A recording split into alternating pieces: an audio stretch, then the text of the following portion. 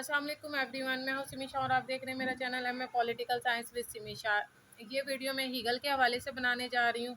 Hegel का introduction में इसमें आप लोगों के सामने बयान करूंगी। हीगल कौन था, इसके हवाले से मैं आपको अपने नोट्स के हवाले से मैं पेश कर देती हूँ। हीगल का तारुफ, हीगल 1770 में जर्मनी के एक शहर में पैदा हुआ। बचपन से ही इसको मज़हब की बजाय यूनानी अदब और फ़लसफ़े से ज़्यादा दिलचस्पी थी। फ़लसफ़े में डॉक्टरेट की डिग्री हासिल की, पीएचडी की हुई थी। फ़लसफ़े में फ़िलासफ़ी की तालीम हासिल करने के बाद उस नतीजे पर पहुंचा कि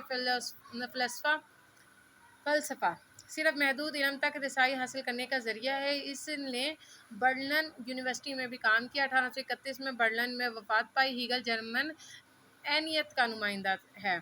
वो फ़लसफ़े में अफलातून और अरिस्टो के अफ़कार व नज़रियात से मुतासिर हुआ। उसकी तहरीरें यानी कि अब उसकी बुक्स के नाम है विको और मोंतेस्क्यू के तारीख़ी पहलू के साथ साथ कांट और नीत्शे की फ़लसफ़ियाना बुलंदी का खूबसूरत इम्तिज़ाज है। ये फेमस राइटर्स हैं, मुफक्किरीन हैं, उनके हवाले नाम है विको, मोंतेस्क्यू और नीत्शे। ठीक है।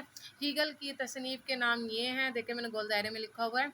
मज़ाहिर ज़हनी, फ़लसफ़ियाना उलूम का मख़ज़न, इल्म मंतक, फ़लसफ़ा तारीख़, फ़लसफ़ा हक़ूक़। ठीक है, ये था हीगल का तारुफ। लेकिन हीगल का सबसे जो ज़्यादा फेमस था वो जदलियाती नज़रिया था।